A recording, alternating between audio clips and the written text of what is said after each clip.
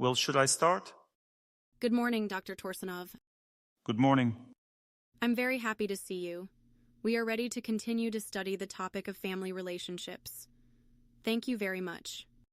Shall we start with the lecture or with questions and answers? Let's start with questions and answers. Who has questions about yesterday's topic? Hello, Dr. Torsunov. I listened to your lectures.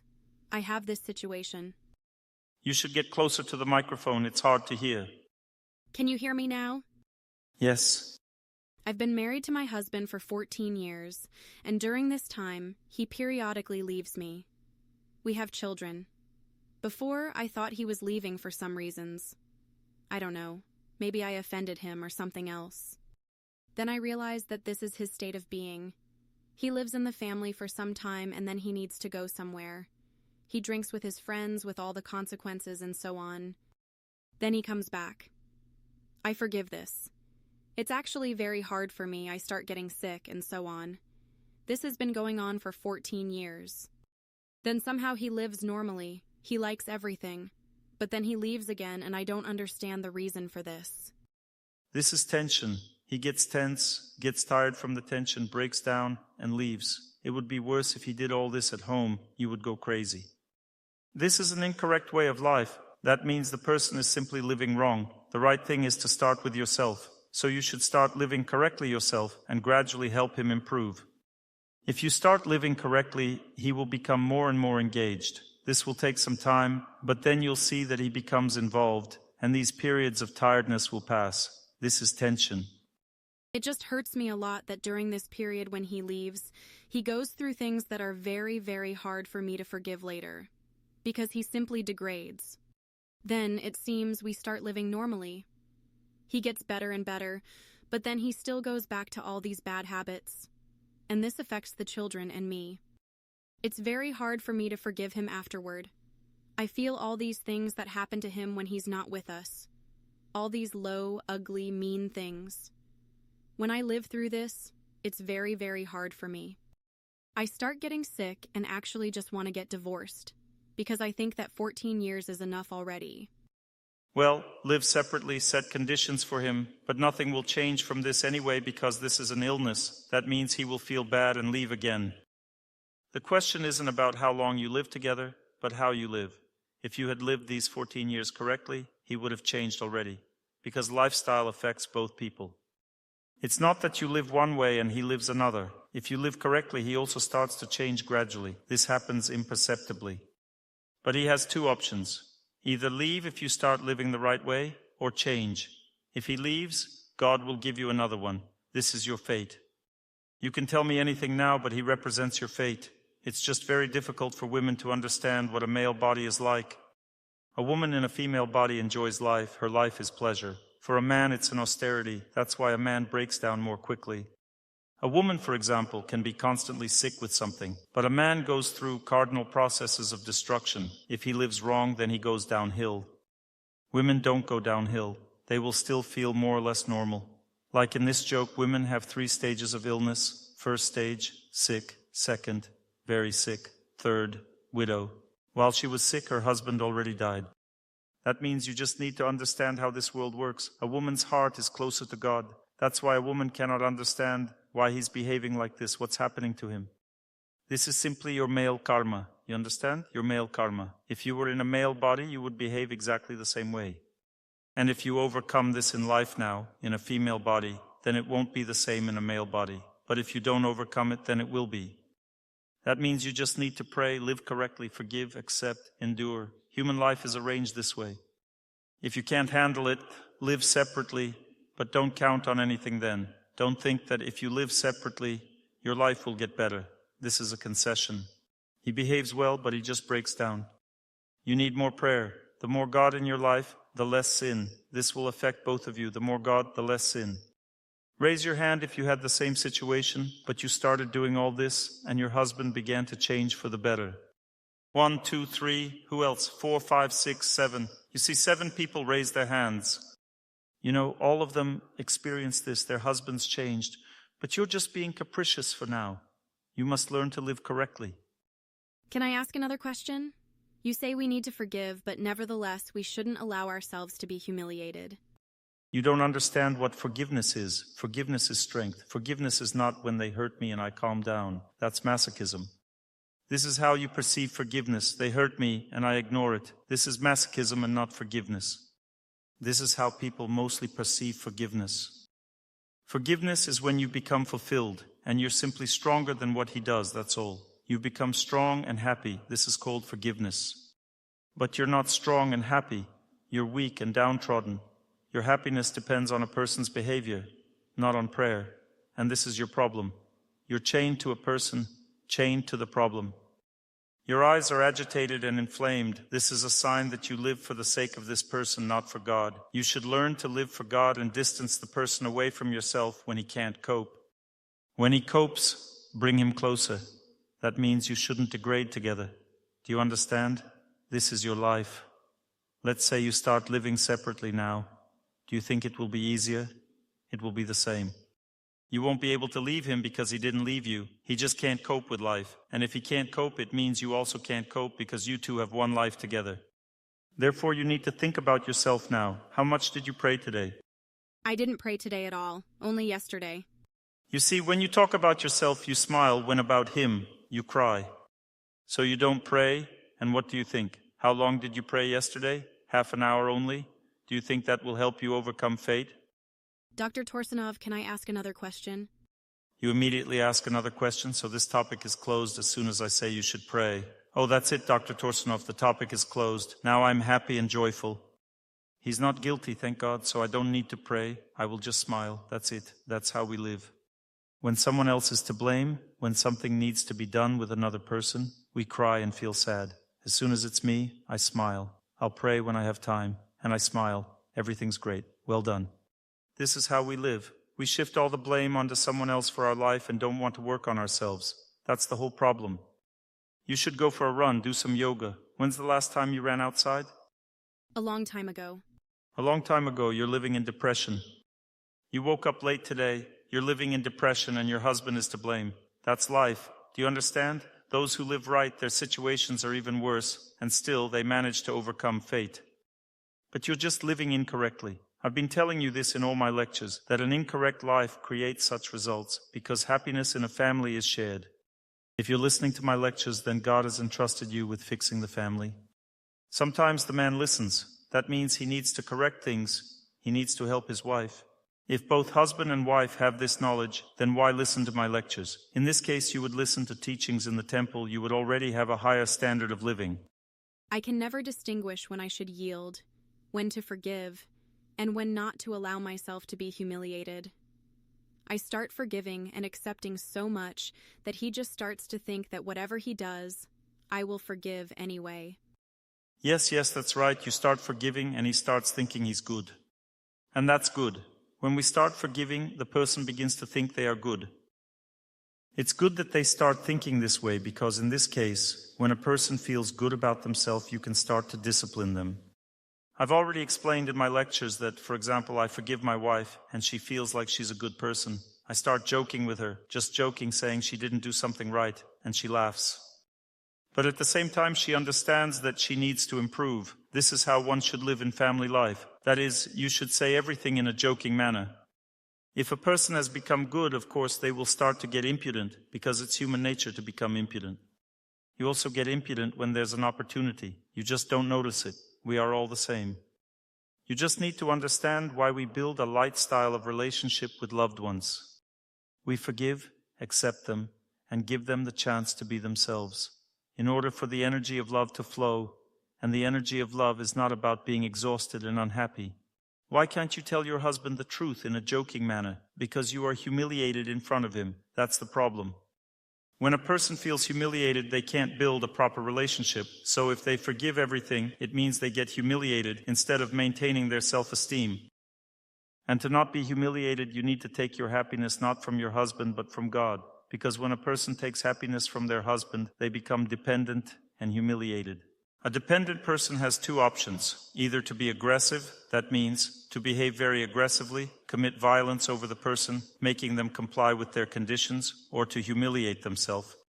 So the problem is not with the husband, but with the way you're living. You're disappointed with your life in general. You didn't ask me the question you wanted to ask, but I know what you want to ask. You're unconsciously asking me, Dr. Torsunov, I want to get away from my husband. Yes. Please allow me to do that, and I answer you that nothing better will come into your life. You'll leave your husband and you'll find another person very quickly, but this person will not be any better at all. Your husband is a stable person. He is honest, loyal, and stable. He just doesn't cope with his fate. Since you've become unstable and want to leave, you'll find a man who will be just as unstable. He will also easily leave you, and so on. Life is not as you think. It's not that now I leave my husband, I'm so beautiful, I'm working on myself, I run away from my husband and he's such a fool. It's much easier for men to find a woman, 5 times easier. He's such a fool, but already 5, 6 women will be watching him as soon as you leave him, and someone will try to live with him. And for you to find a good person, you'll be dying in prayer. Maybe it's better to fix what you have than to search for something you can't find. Thank you very much, Dr. Torsunov. Now finally I see honest eyes in front of me. Good. I didn't ask you yesterday because I didn't want to, because I knew that this conversation would be tough. Thank you. Be happy. Thank you, Dr. Torsunov, that despite the tough conversations, you always support us. I treat everyone well. Sometimes, though, I have to speak tough. What can you do? Fate can be tough for people. It's a test. Here's the test this woman is taking, and she doesn't know what to do. She's exhausted with the person. She's just putting effort into the person. But I say in all my lectures, don't put effort into the person. Yesterday's lecture was all about this. The first thing is to work on yourself. I provided 2 options. The first option for women is to communicate with other women. If she were very strong in her relationships with women, she would blossom even without prayer. A woman who is strong in relationships with other women is very strong in society. Their psyche works very well, meaning they can bear the load of fate very well.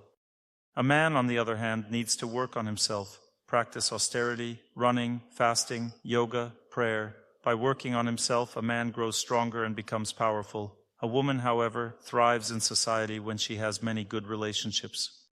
When a person is strong, it's easier for them to handle the load in personal life because they are no longer dependent on the happiness that comes from a loved one. The person is already happy, and they don't need to die in a relationship. The attachment to changing a person creates tremendous mental strain for both. Both people exhaust themselves, and there is an invisible war. War always depletes. Therefore, there is only one way: do things correctly according to the lectures. But you see, doing it according to the lectures means changing your life, and changing your life is very difficult. Until Dr. Torsunov points at you with his finger and says, "Come on, change your life," you won't move. You are thinking in old categories. He's bad, let him change his life. I'm unlucky. Maybe I should leave him. I'm an exception. I'm so beautiful, sweet, like sugar, and he's so unpleasant. I told you from the start yesterday that men are bad and women are good. That's how fate works. But if a woman considers her husband to be bad, then she loses him, and she won't find anyone better later. She won't find anyone better because all the best men go to the best women. The smart ones get the smart ones, and I ended up with you. That's the right way of thinking. And if you think you'll find someone better now, then it's unlikely. What you have now is what you get. When it concerns work, you understand that you will find a similar job. But with men, for some reason, you don't understand. You think you'll find someone better. In reality, you will find someone very similar. Everyone has their level of virtue. An angel won't come down from the heavens to live with you. He'll find another angel. Next question. Thank you. Rostov. Thank you very much for allowing me to ask a question. I have a very good husband. There was a strong attachment in the past, just as you described, when everything was wrong. Mistakes, a state of being humbled, and faith in the person instead of in myself. Not in yourself, but in God. In God. See, I misspoke again. You didn't misspeak. You understand it this way. That's how I understand it. I've been praying for 2 years now, thanks to your lectures. I was lucky that at the moment when I finally decided to give up on those relationships, I met my husband, literally within a month. Then I relaxed and stopped praying and meditating. I didn't do it for 6 years, and then a very heavy depression hit me. And now, thanks to your lectures, I've recovered. I'm pregnant, but I have a big fear because I didn't choose my husband according to your lectures. It happened that I chose him when I was in a calm state. I didn't love him.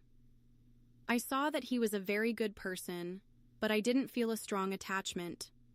I thought it would develop over time. Over time, complaints appeared, of course, because again, I wasn't doing anything. Now, there are fewer complaints. I'm even very lucky. I recently confessed, and it happened during the eclipse corridor, and I had a very vivid dream that I lost my husband. I was scared and realized that in fact I do love him. But what worries me is that I still feel like I miss that former person, even though we've had no relationship for a long time. Nothing. I've listened to your lectures. I try to forgive, forget, and so on. I can't do it. I try to pray about it, but I can't. Good. This is a very good question, thank you. This is exactly what we should discuss because there are two types of love. There is the love of craving, attraction, enjoyment, and then there is love of loyalty, service, and purity. People don't want this love of loyalty, service, and purity. Although it is real love, it is the best, the brightest, and you must learn to live with it. Mostly people want the love of craving, enjoyment, but this love is actually not love. It is simply a disease. Look, I can prove it. Let's say you say, I don't love my husband. This means you don't feel that craving, enjoyment from him. But as soon as you find out that he might leave you, immediately you realize you love him. Yes, I noticed that I respect him a lot. This means that craving appears when something is missing. So this kind of love, craving, enjoyment is inherently flawed because firstly it can only belong to one of the two. For example, if your husband feels this kind of love for you and you're struggling with him thinking, why did I get such an unfortunate life? But even if you haven't listened to my lectures, you've actually chosen the right person. If he's a good person and loves you, then this is the best option for you because you can develop, learn to love him properly, and there's a guarantee he won't leave and so on.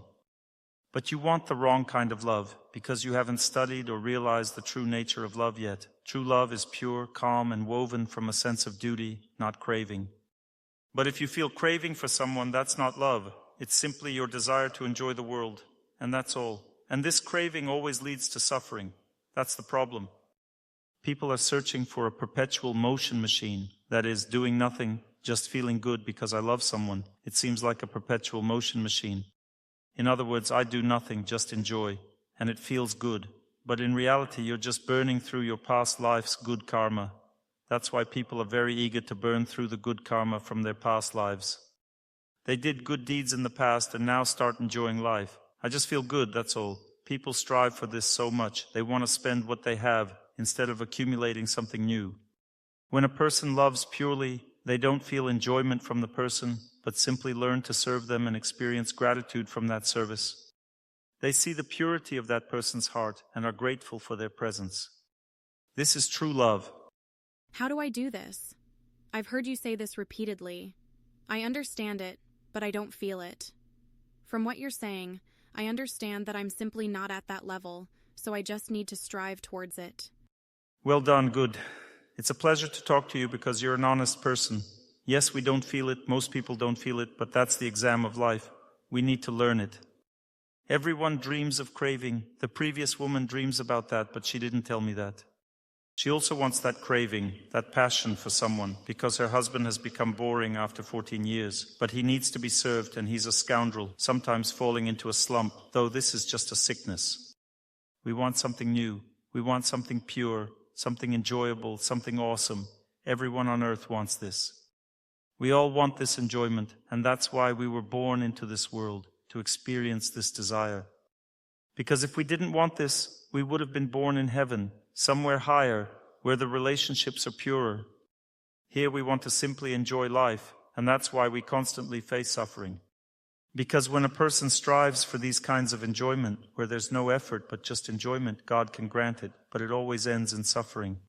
That's why you just need to continue praying, thinking about God. Understand that relationships with God are true love. This is the relationship, the feeling of gratitude and depth. Only with God can such love exist, only with God.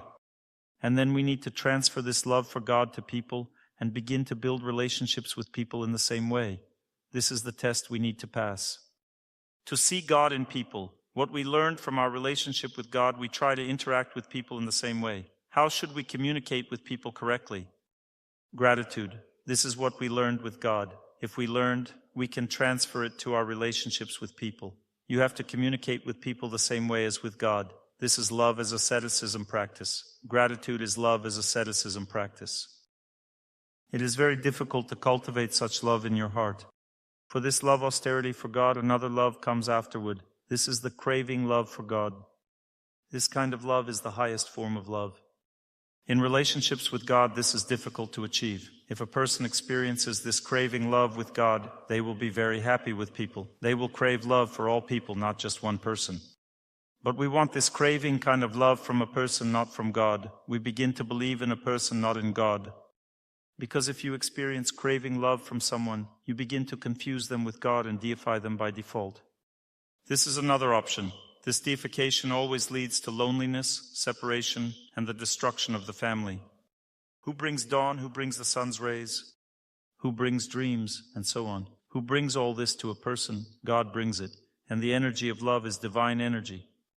When you see this energy from a person, this craving love, this is the highest manifestation of love, the love of separation, the love of craving. When you see this from a person, you start feeling the energy of God and start perceiving God truly, but confuse Him with the person. As a result, when we deify a person, they won't withstand it. They won't be able to. A person can never withstand such an attitude toward them, and they will always destroy the relationship. It's simply impossible to endure. That's why people always crave this love of craving. They understand that this is the kind of relationship they should build with God, feeling that God brings the dawn and brings everything else. But we want to build such relationships with a person, wait for all of this, and then lose that person, suffer, and then it happens all over again. This indicates underdevelopment of personality. You see, everything is already given. As the song says, you are the wave and the sail is you. We're sailing to the land of love. That's it. But what did you do to sail there? Did you give each other your life, keep your loyalty for years? What did you do to sail to that land of love? Nothing, you just met, and that's it. This is what people want. They dream about it so much. But then, since they haven't earned this feeling, they lose each other because a person can't withstand this craving. That's why such relationships based on craving inevitably break down, while relationships based on duty, when a person serves their loved one, takes care of them, they last. But in these relationships, we don't feel happiness because we are inattentive. We don't understand that happiness can be felt from the purity of the person, from their depth. It has a cold taste of purity and beauty. You cleaned the room somewhere. Now it's clean. This is happiness, but it's a cold energy of happiness. We need it, but we don't really delight in it. Such clean, cold energy of happiness also exists in the heart of a person. But it's actually cold only at first. Later it turns into something very warm if we focus on it in our lives. Not on that craving which is just given to us, the craving that we want for nothing. What else would you like to say? I actually want to ask a question that's not related to the topic. I know that people scold others for this, but my baby is in the breech position, and I'm really worried about it. Let's address this because she wants to ask about pregnancy. I have breech baby, and they tell me that since I'm over 30, the only option is a C-section. My first child I gave birth naturally. You know, there are doctors who can turn the baby. Recently, a friend of mine had a baby who wasn't positioned correctly. They took the baby and turned it. There are specialists who can turn the baby, but it's dangerous. On one hand, it needs to be controlled, and ultrasounds should be done to make sure the umbilical cord isn't wrapped around the baby. But on the other hand, it's possible. Try to find such people. Find good specialists, and maybe you can give birth naturally without a C-section. Let me get back to the question. I just want to understand specifically. Is it really impossible to make the craving love go away? Should I just keep praying, and over time it will go away on its own? I can't do anything about it? Yes, it's unrealistic. Everyone has it. You've just brought up the topic, and everyone else is sitting, listening, secretly understanding that this applies to them. We are simply undeveloped. We don't have depth in our understanding of love, so we wait and seek the wrong things. We leave good people and end up with bad ones. What we need is just that craving, as they say. Love is blind, you'll fall in love with a goat. The goat gives the craving, so everything's great. The good person gets a kick in the butt, and you end up with the goat. Then they kick you, and off you go. Should I pray more to avoid doing foolish things? Yes, as they joked in Riga about me, what are you asking Dr. Torsunov for? It's clear, pray and run. Thank you so much, thank you very much, goodbye. All right, Maria. Hello, Dr. Torsunov. Yesterday you mentioned that it is important to create a light, playful style in your relationship with your husband. I'm entering a light phase in my life. At least I hope so, and I want to build this type of relationship with my husband. But he immediately gets tense and says, "Don't act all sweet in front of me. I don't like it, don't praise me, etc." What am I doing wrong? Great question. Excellent. When you're building such a light style of relationship, you need to determine the dose of love that the person can handle. For example, you hug the person and they can't handle it. It all depends on the dose of love. If you're a woman, you kiss and hug each other, and you can handle a lot of love without problems. But a man, he can't handle that much love. When the energy of love flows, you've chosen the right style. The energy of love is flowing, and then you just need to understand how much of it your husband can handle. A light, playful style doesn't mean you have to jump on him. He might not be able to handle it. See how much he can handle that energy. A woman has a lot of it, she can give a lot of it away, but a man has less. It's difficult for him, so you need to see how much he can handle and build the relationship accordingly. Thank you so much. Don't push too much in relationships. Where does this come from? It's just that a woman should pour more of her love energy into relationships with other women. This also comes from the wrong mindset. Women should assert themselves in society. They should be very active in relationships with other women. In Novosibirsk, 7 girls came together, and they all must hug each other, kiss, and wish each other happiness before starting a conversation. This is how it should be. All women should give a lot of love to each other, and they will have a strong internal position. They will feel very strong in life, and with men, it will be easier, because if all the energy is poured onto the man, then naturally, he will either get arrogant, start being capricious, or express his discontent. Thank you, I understand now. Well done if you understand. Now Krasnoyarsk. Hello, Dr. Torsunov. That's better. I'm a little nervous. I wrote down my question. Can I read it? I'm starting to get nervous too. We'll just both be nervous. Can I read it? Read it, of course. Based on your lecture yesterday, prayer is the work of the heart. I always thought that you should pray when you want to. Based on what I've done a lot and still do because it's necessary, not because I want to. And I prayed because I truly wanted to, from the heart. Or when I'm angry, I pray so I don't think badly of people. Should I pray because it's necessary or to make my heart work? Based on the fact that strength comes from God in fulfilling women's desires. Mine are being fulfilled, but lately, not everything I want is happening. You know, it's very simple. God fulfills your desire when He wants, and you pray when you want. If my wife only cooked when she wanted to, I'd probably be dead by now. I understand. You want God to constantly fulfill your desires, but He doesn't always fulfill something, right? He does it out of a sense of duty. His love for you becomes higher because of this. You say, Dr. Torsunov, I want to pray when I feel like it. If I were to pray only when I felt like it, it would be once a year. And yet God has to give me food every day, health every day, air, water, moonlight, and so on. He must give me all of that every day, while I will pray when I feel like it. These are your relationships with God. They are unfair by nature. But faith and God are in me every day. I just can pray as I wish. That's why I had this question. Yes, your faith is every day, right? Your faith is every day. But my wife wants me to eat every day, but she doesn't want to cook every day. She certainly wants me to be fed and healthy. I understand that I need to pray every day. Oh, you understood that with such sadness, you know. It's hard work, right? I should say, wow, I must work, right? Yes, exactly. Wow, I must pray every day. God should give me my fortune joyfully every day. He should do it joyfully, and I must pray every day without joy. This is the reciprocity we have with God. I also wanted to ask about finances in relationships. If I help my husband earn money, is that the right thing to do? Of course, everything is fine, everything is right, everything is good. I want to ask you something. Yes? Why are you so upset with your life? Why? Yes, you're upset with your life. Why? What's wrong with your life? Everything is fine. No, everything is good. But probably the only thing is the grief over my father passing away too soon. You can't throw that out of your heart, can you? No, I can't. You've suffered a lot because of it, right? Yes. You need to come out of this state. How? because God doesn't like when people interfere with his plans. Your father went to the place he was meant to go. He went to heaven, but you are still connected with him. Everything is fine. Since you are rebelling in your heart against this decision, your connection with him is broken. And you suffer because of this, because your father gives you happiness in life. Through him, the energy of happiness flows. I feel that.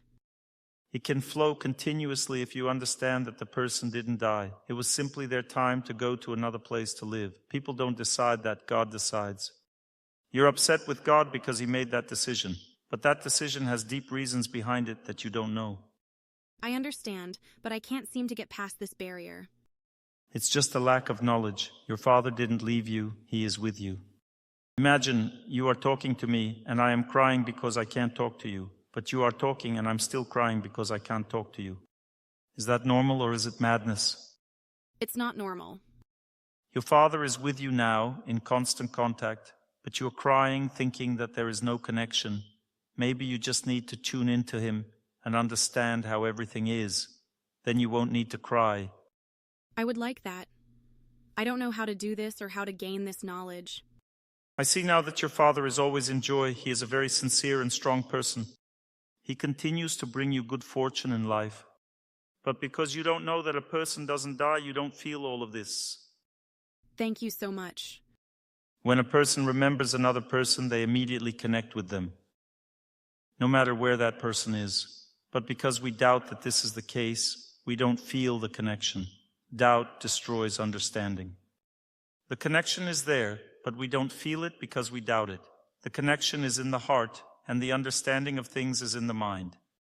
When a person has connections in the heart, they may or may not feel it depending on their knowledge. If they know the connection exists, they feel it. If they think it doesn't exist, they will never feel it. You need to connect your mind with your heart more often and have knowledge of how the world works. Otherwise, you can create big problems for yourself. For so many years, you haven't understood what's happening. This is a problem. Because of this, you've developed the perception that the world hurts people. It doesn't hurt you, it just doesn't like those who don't have knowledge. Thank you. Can I add something to make it easier for the young woman? I want to say that in our project, we have a bonus for participants of online seminars to make it easier for you to pray every day. Come every morning at 6 a.m. We will wish everyone happiness together and pray.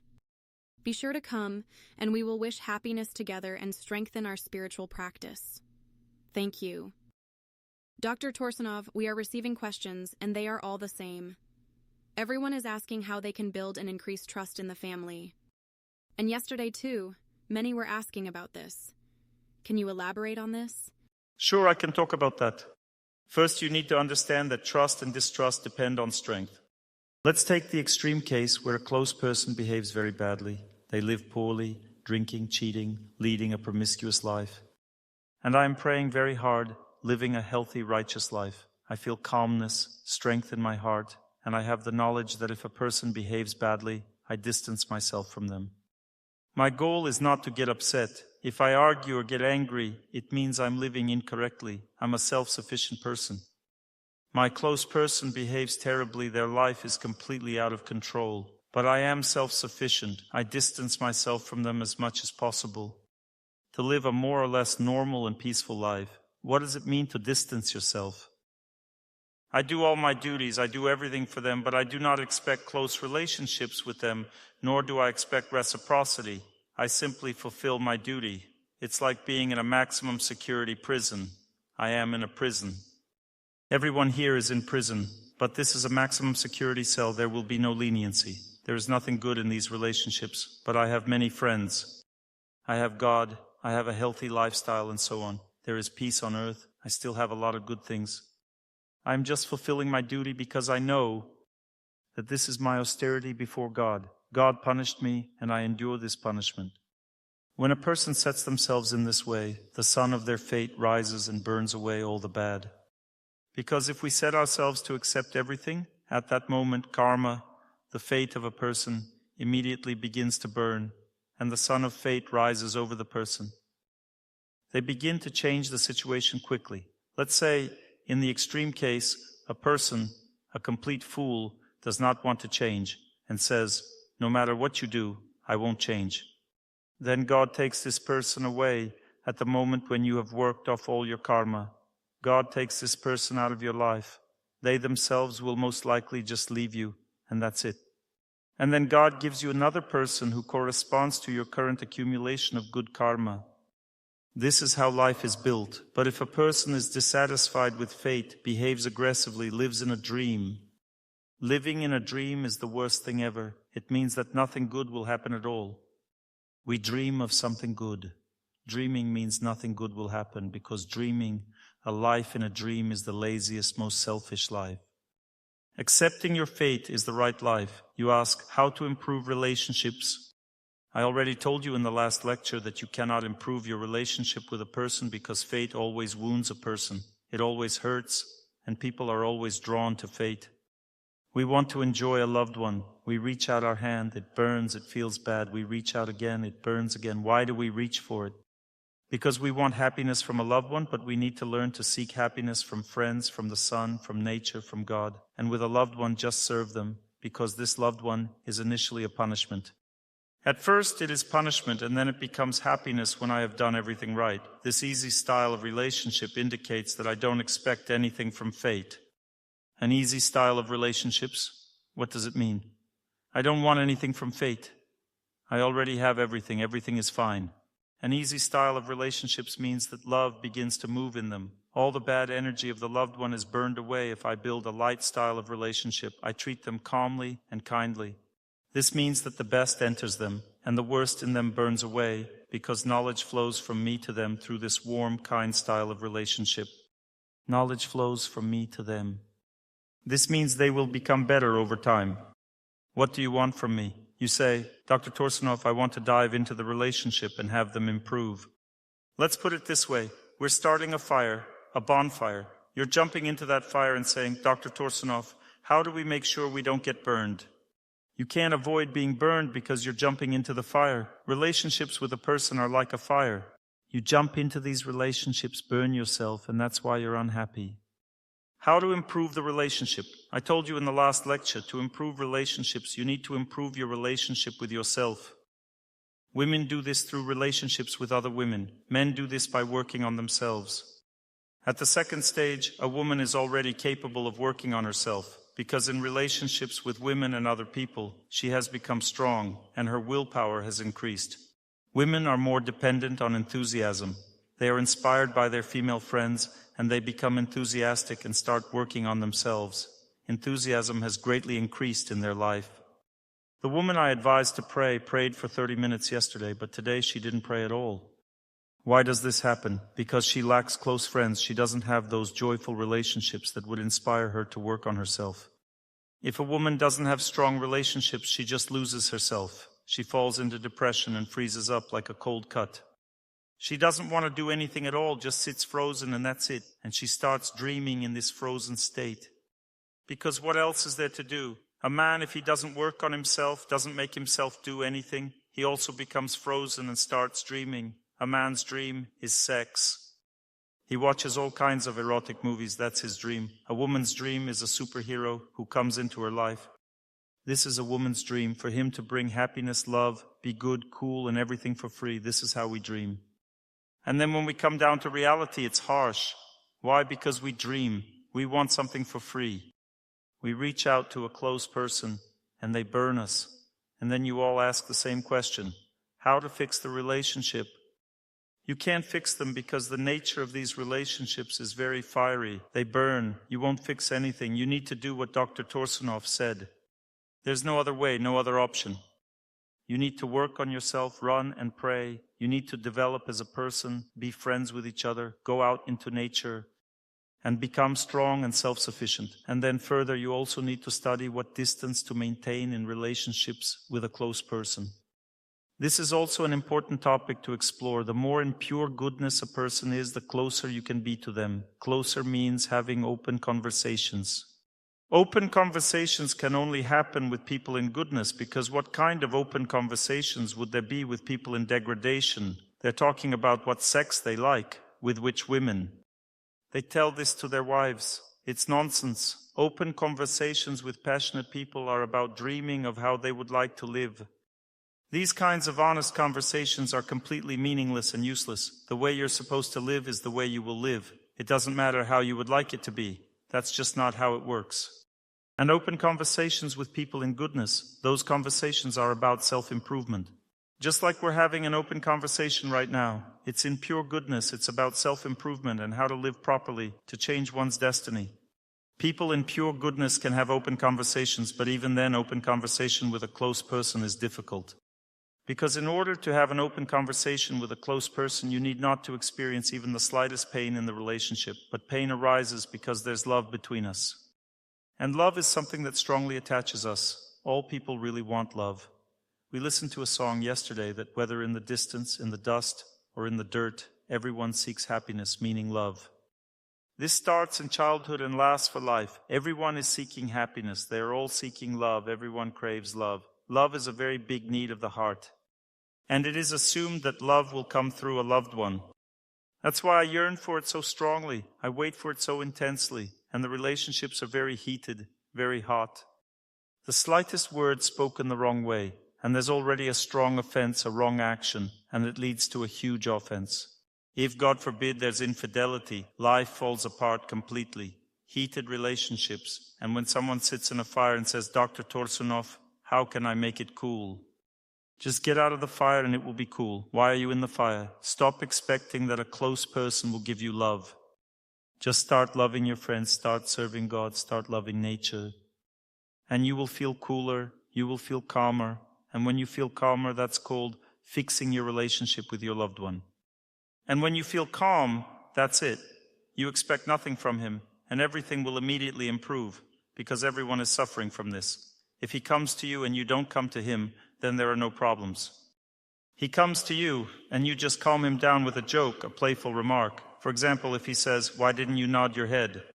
She replies with a joke, oh, sorry, I'll nod now. That's it. Everything is fine. He laughs and goes away. Fixing relationships with a close person takes 5 seconds. But often we expect something, we're offended by him. He is expecting too, also offended. And no one wants to yield. Everyone depends on each other. And we're sitting in the fire of relationships, burning. How can you fix it then? You can't fix it. Then it will be hard, bad. It all starts with wanting to believe in the person.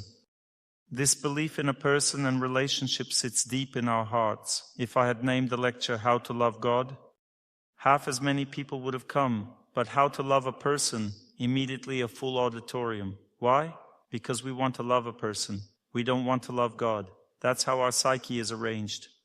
We want happiness right now and here. We don't want to work on ourselves. That's how our psyche is arranged, and that's why we suffer. To fix relationships means to change our perception of the world, change our attitude toward life, and become self-sufficient. Raise your hand if you felt this. Who among you has become self-sufficient? Well done. I feel it. You've become self-sufficient. People from Omsk are raising their hands and smiling at me. Now raise your hand if you became self-sufficient and your relationship with a close person did not improve. If we assume you have a close person who became self-sufficient and your relationship with a close person didn't improve, raise your hand. I don't believe this. Even if you raise your hand, whether you're from Kherson, Sochi, I don't believe it.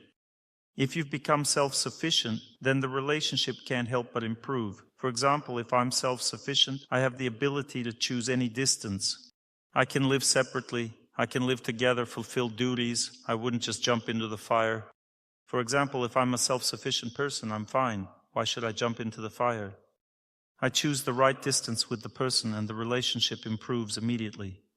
If the relationship is really bad, I choose a bigger distance. If better, a smaller distance. Even better, an even smaller one. I choose the right distance and the relationship becomes good because they are ruined only by my expectations, that's all. All right, if there are expectations from a close person, I can joke, and a joke means love. A joke does not mean that you are behaving rudely. For example, a person tells you, why don't you nod at me? Why don't you love me? Why don't you serve me? And you immediately joke, oh, look how I serve. See, I'm running. I'm trying.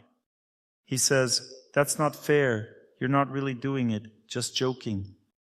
And you can reply, well, how's that not fair? I'm trying and you're not trying. You're angry at me. I'm not angry.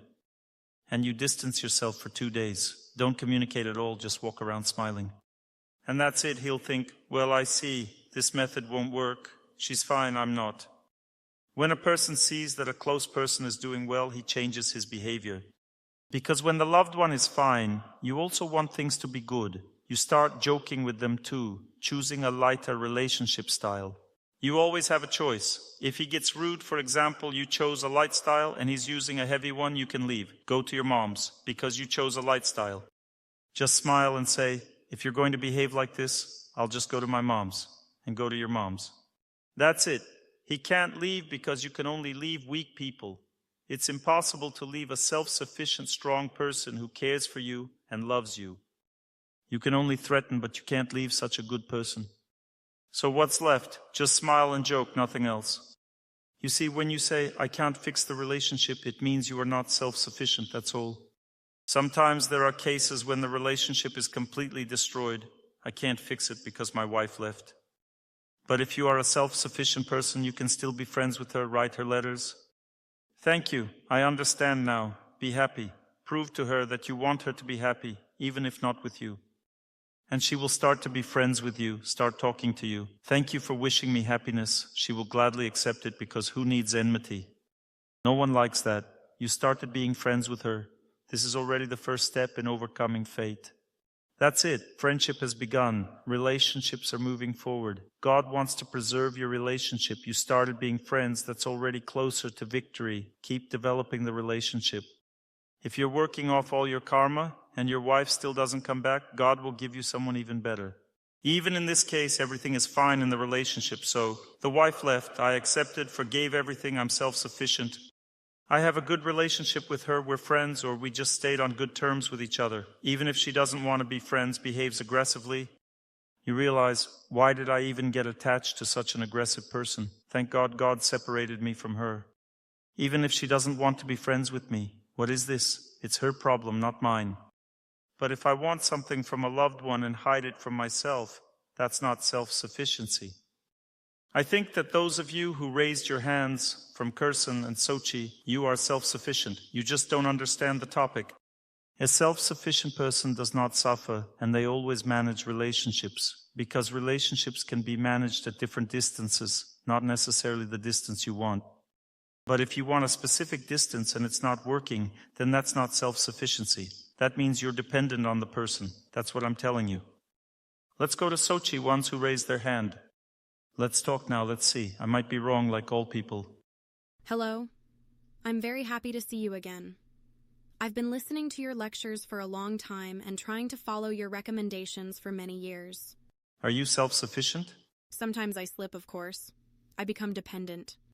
You're self-sufficient, right? And you say, I can't manage relationships. What's going on? It's because sometimes I just slip and become attached again. That means you're not self-sufficient. So how do I maintain balance? I can't do it. It means you're not self-sufficient, so focus more on working on yourself, not on the relationships, because people who try to work on relationships, as modern psychology teaches, ultimately destroy the relationship, because you can't work on fire. It always burns. It will always torture you. If you extinguish the fire through self-sufficiency, there is no fire. You've put it out. Your love becomes not a thirst, but a sense of duty. It becomes purity and calmness. Then what problems could arise? You will manage relationships then.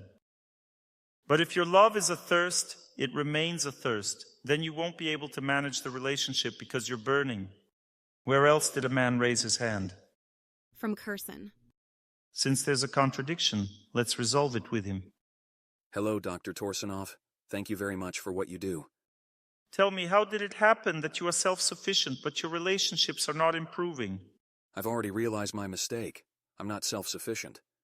Good job. I truly realize that I still need to work on myself. I really try. I'm engaged in spiritual practice, trying to improve the relationship, but they just aren't improving. Understand your relationships are in your heart. If you love, for example, your daughter or wife, it's natural. No matter how your wife behaves, you love her, and that's it. That's self-sufficient love. But if you want something from her, like she's doing something wrong, not as you want, for example, she wants to live separately or something else you don't like, that's not self-sufficiency. Self-sufficiency means that I love the person, I invest in them, no matter what stupid things they want. That's self-sufficiency. And it immediately improves relationships, because if I accept the person as they are, I have no complaints. From my side, the relationship is already improved, because not improving means I want something more. So, how do I behave in a situation where she's not behaving well? She's distancing herself, I'm distancing myself, nothing is happening. For both of you, the principles above love are at play. You're trying to prove your principles in the relationship. Accept her principles. Let it be the way she wants, even if it seems crazy from your point of view. Accept it, and you'll understand that you're winning the situation. If you preserve yourself as a person, despite accepting what your loved one wants, then in this case, you're overcoming fate. So everything my wife wants from me, I accept fully. Some things I consider complete nonsense. But I accept them, and she is very grateful for it. She experiences happiness.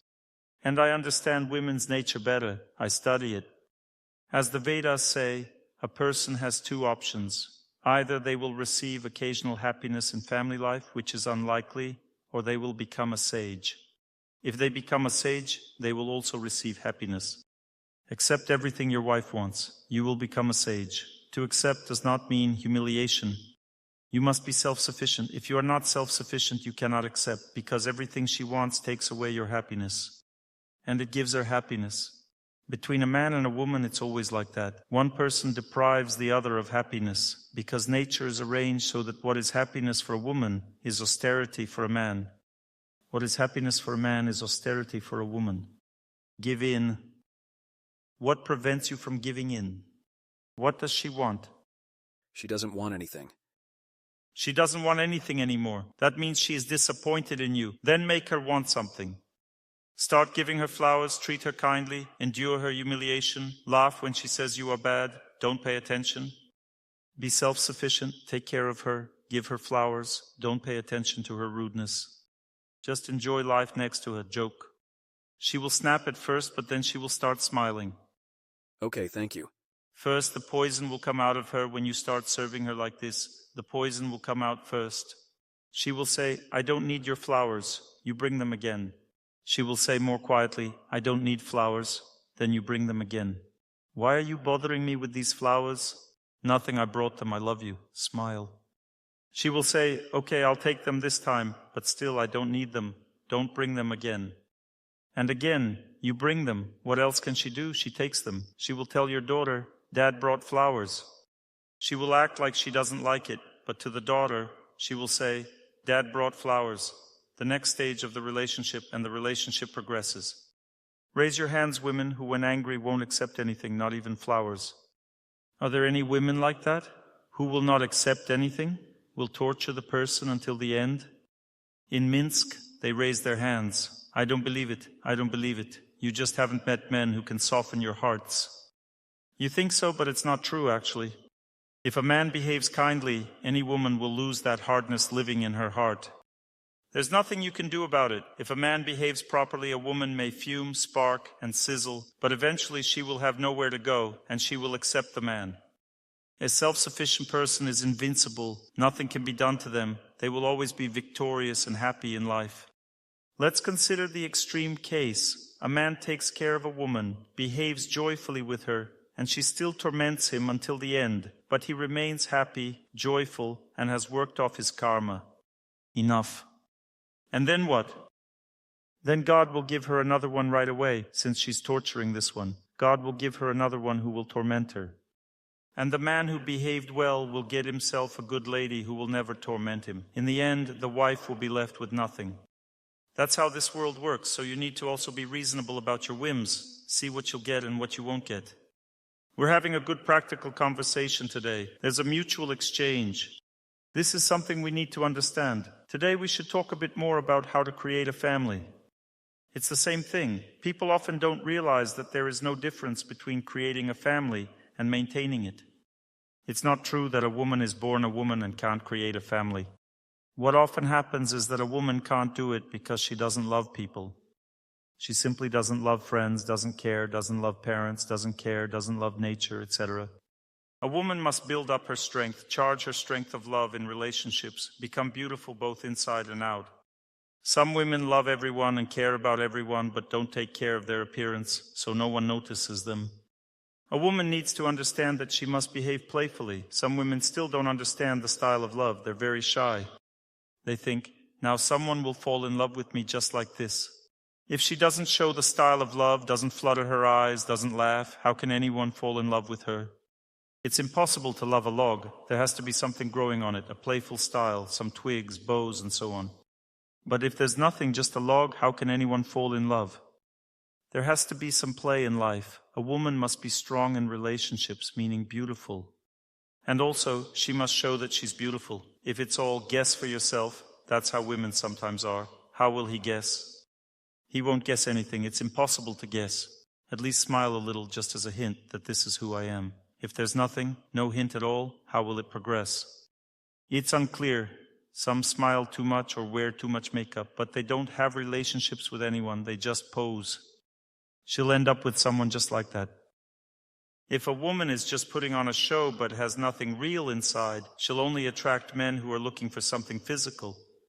Because the truth is, you can only build a family when you're truly worthy of it, when you love people. That's when you're ready to have children. It's the love for others that gives you that right. But if you're a loner, a daydreamer, sitting at home, lazy, not wanting to do anything for anyone, not making friends, avoiding everyone, wanting to live alone for the rest of your life, and not loving people, then why would God give you a husband and children? What's the point? To make them suffer? Turn their lives into a prison camp?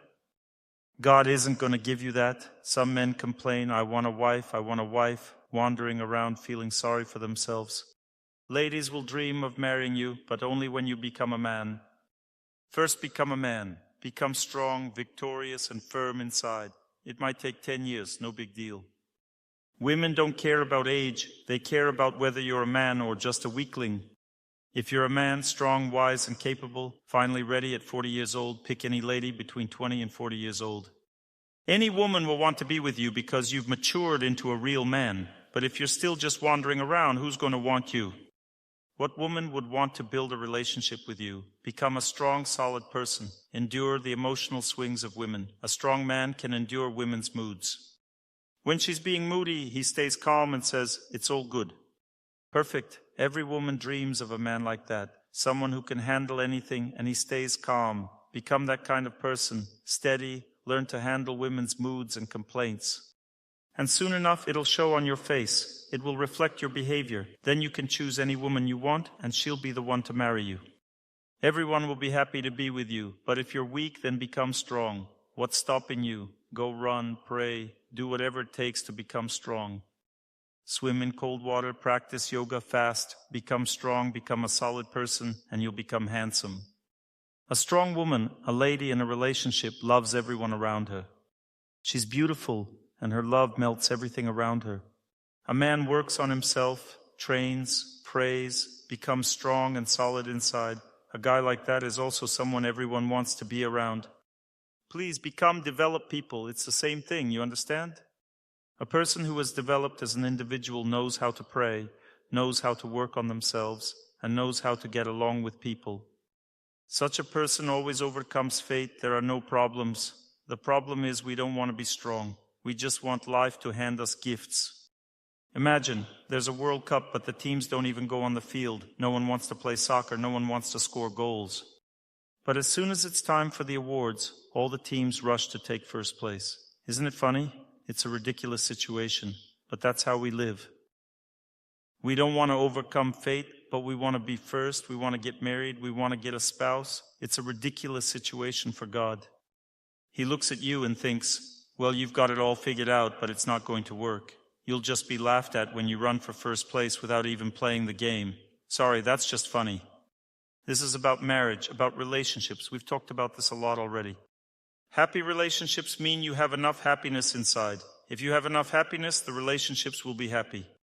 How do you solve conflicts? The rule is very simple. When you have a conflict, don't try to solve it. Just don't solve it. You need to start by praying to accept this conflict, to agree that God has given me this particular challenge. Accept it in your heart. Agree to it. Accept your fate. The first stage is calmness in your heart. So let's say my husband is rude, obnoxious, a drunk, and we're in a constant conflict, and I think, I can't live like this anymore. Okay, accept your fate, accept your husband, pray. Don't talk to him at all because that will only make things worse. Don't talk, don't engage, just pray. Pray. Accept him. When you accept, the picture in your mind will clear up. Clarity will come. You've accepted the person. Now choose the right distance, because if you get too close to a person in degradation, you will always end up with problems. Some people say, Dr. Torsunov, I can't communicate properly with my mom.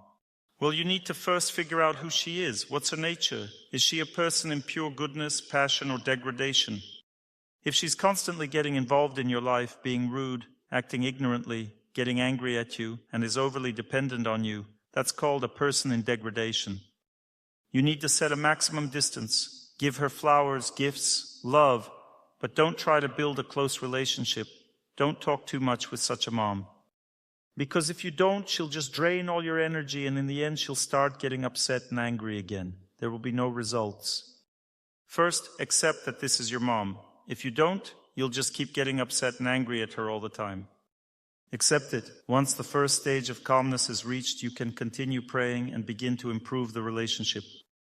You can pray, and then you'll have a clean relationship between you. After that, just don't ruin it.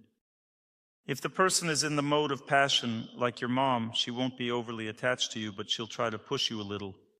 She has some passions, but she's not demanding or violent. She's a little calmer, but her feelings are still a bit strong. She'll try to push you toward a successful life, telling you, you're living wrong, do this, don't do that. She'll keep lecturing you, but you're a self-sufficient person. You've distanced yourself from her enough, and you say, Mom, I love you, be happy. And she says, do it this way, and then I'll be happy. Yes, Mom, I'll try my best. If what she says is simply absurd, then don't do it at all. Just apologize to her. If you treat her respectfully, she has no reason to accuse you of anything. There is no reason to seriously accuse you of anything because you respect her words and opinion, that's it. But you live the best way you can. Living the best way you can means living the way you understand, because a person can't live in a way they don't understand. Even if I say something in my lectures, if you don't understand it, you won't live by it. You can't live by it if you don't understand it. For example, Dr. Torsunov asks, did you pray today? And you say, no, I didn't pray today. Does that mean I should punish you? No, you just don't understand yet. You see, I'm a person of goodness. I don't punish you for not doing things right. I just understand that this is how it is. It's no big deal. Let's just keep going. Your mom, for example, may not be a person in the mode of goodness, but she might be in passion. She doesn't understand why you didn't do it. So joke it off. I couldn't, Mom. Sorry, I'll do it next time. It's okay to lie in this case to keep the relationship intact. She says, but what if I don't do it next time? Why even say that? For the sake of the relationship, for the sake of love, learn the right way to handle relationships. They have a light-hearted approach to love. Sometimes we joke. Why joke? Because if you say, Mom, I'm never going to do what you tell me, that will ruin the loving relationship. Your mom will say, well, that's it, then we don't love each other. Goodbye. So why go there? Just say, Mom, I'll do it when I understand. Right now I'm confused. I don't get what you're saying. When I understand what you mean, I'll definitely do it. And in your mind, you might think she's the one who doesn't understand. The truth is always somewhere in the middle. It may be closer to your side, or it may be closer to her side. But if you maintain the relationship, you will definitely understand where the truth lies. Maybe you'll understand why she wanted this from you. Let's say my wife wanted me to go to an eye doctor. She kept wanting it, but I said, I'm a doctor myself. I can see my eye. Why should I go there? I understood there were spasms and tension. I didn't go to the doctor. She insisted, and I went. I thought, okay, I'll do it for my wife since she wants it. And I was diagnosed that it wasn't just spasms. It turned out to be increased eye pressure due to these spasms, and it was already damaging the eye. As a result, I could have gone blind, and my wife helped me get diagnosed this way. Although I could feel my eye that there were spasms, I didn't understand the consequences of these spasms, but my wife did. She felt it in her heart, sent me to the doctor, and as a result, I was diagnosed, and consequently, I invented a new treatment method. Now I apply seeds to everyone's ears. It's a very powerful method. It helps tremendously. As they say, pulling wool over my eyes. But it is a bit different, because wool won't heal, but seeds will heal. And as a result, my eye is fine now. You see, I have seeds in my ear. And the pressure in my eye is normal. Everything has recovered in my eye. That was a commercial break about our methods. It's called hidden advertising. I also want to do some hidden advertising about the festival. If you want to learn to be such self-sufficient people, you should go to the festival for 2 weeks. Leave everything behind and go to the festival, because that's where a person becomes like this. We even have short films about our festivals. For example, there was a man who was always sitting at his computer playing war games. His wife got tired of it and brought him to the festival, and he became a real man. Another woman couldn't get married. She came to the festival, learned to be feminine, and got married. There are such stories about how the festival changes people. It's true, it's really great there. 1,000 people come, and the party starts. They are engaged only in beneficial activities for 2 weeks. Also, we will conduct prayer retreats in this group. Good People Club members ask why they were free before and now they're paid. In our Good People Clubs, prayer retreats are free. So if any of you want to attend a prayer retreat for free, go to the Good People Club. You will get this project for free, but it's in a shortened version where we spend only 2 hours together with people. And the paid version is because it's an extended version. I personally interact with you a lot. Instead of 2 hours, here we have 6 hours of interaction. And this paid version, it's not that I'm making money off you. All this money that comes from these online projects goes to spiritual life. We spend it serving the altar and so on. It's a very pure project. I don't take a single penny for myself from this money. Therefore, you are simply donating to good causes when you pay for this righteous online seminar. So know that this is how it works. This is the system. So let's move on to the next topic in more depth. How to resolve conflicts. I've already told you that they are resolved through distancing. If a person cannot distance themselves and wants to continue building a relationship with someone they have a conflict with, the conflict will only escalate because you don't have the strength to overcome the conflict on your own. You must understand that you need to accumulate energy in relationships. What happens when we distance ourselves? We should understand that there is an invisible thread between us. As the song goes, for the sake of higher love, we must remember that our loved ones are connected to us by an invisible thread for life. This invisible thread has become heavily polluted by the influence of time. Bad fate has come and polluted our thread. It is polluted from wrong lifestyle, from wrong relationships. As you said, excessive expectations befoul relationships, pollute the thread. That happens because we don't pray. And now how to cleanse it? A person should start praying to God. If they do so first, they cleanse their heart in relation to this person. You pray to God, think about God, but during this time, God knows what you need. You don't need to remind Him. Saying it once is enough. And first, lightness appears in the heart towards this relationship. Then gradually you begin to feel that you can calmly think about this person. You can start saying something to them. You can say some trivial things, not necessarily sort out relationships. You can just say something and you don't suffer. You've reached the middle of the second stage of defeating fate. The thread between you is being cleansed. The third stage is when cleansing happens in another person's heart. You've reached the second stage when they can already speak to you more calmly. Before that, they were nervous and couldn't speak. You could, but they couldn't. And then they started speaking calmly. And then further, when you've completely cleansed the relationship between you, in this case, there's no need to talk about the problem. Learn to be friends with the person again. Talk about something else. And when their heart starts to cleanse, when they tell you how they perceive the problem, when they start talking about the problem, you should laugh it off, create a light style in your relationship. Transform it from dramatic style to light style. Say, there's no problem at all. Everything is fine. Don't worry.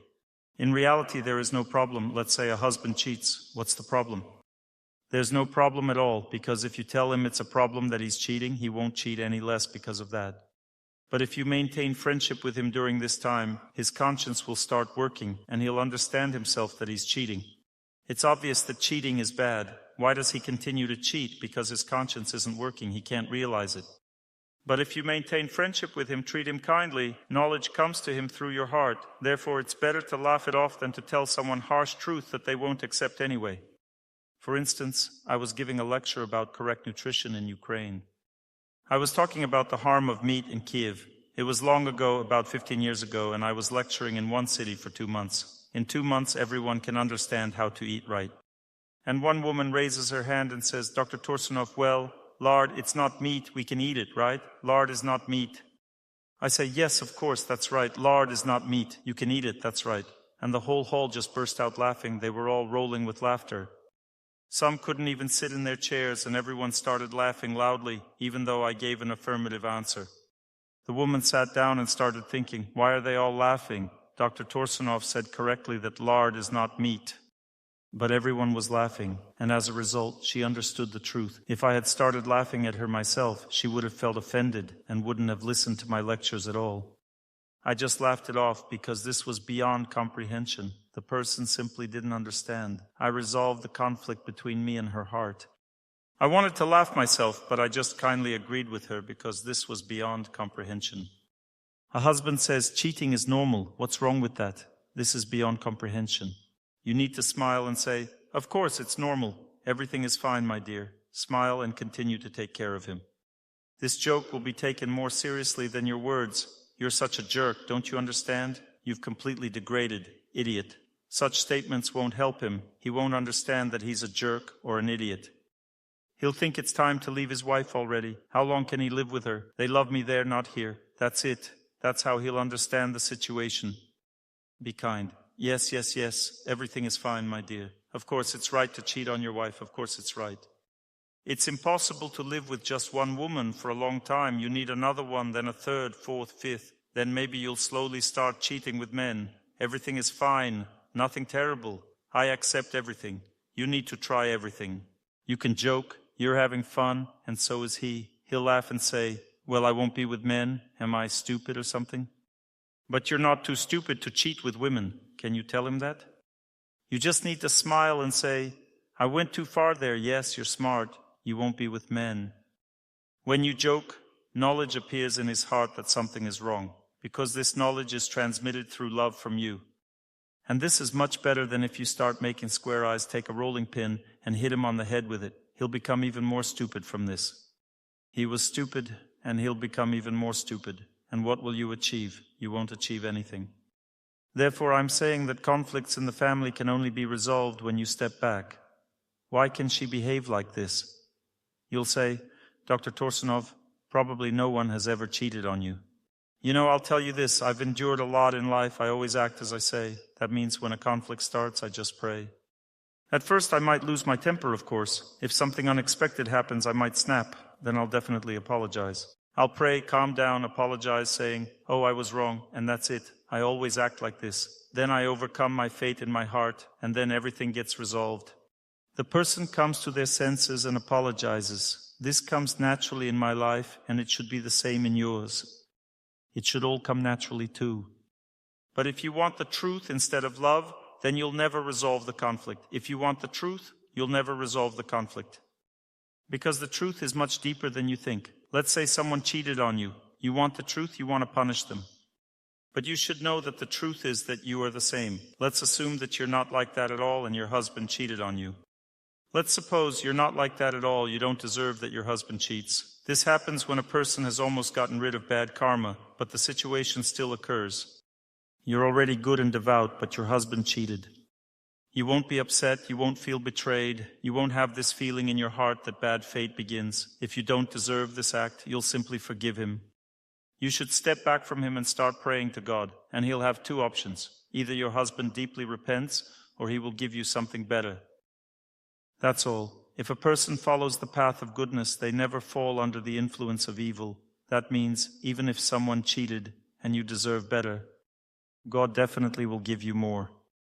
But most often when someone gets cheated on, they start suffering greatly. Why do they suffer? Because that's how it should be. That's what they deserve. Let me give you an example. Let's say I've never smoked in my life, and once I rode in an elevator with someone who smoked. The person was smoking right in the elevator. And my friend was also there, but he had recently quit smoking. He almost beat that man up, but I calmly accepted this smoke. I looked at the person and saw that he was tense. He was trying to relieve his tension this way. There was a stench coming from him. Sick people always emit a stench. If a person is sick, they always stink. This is normal.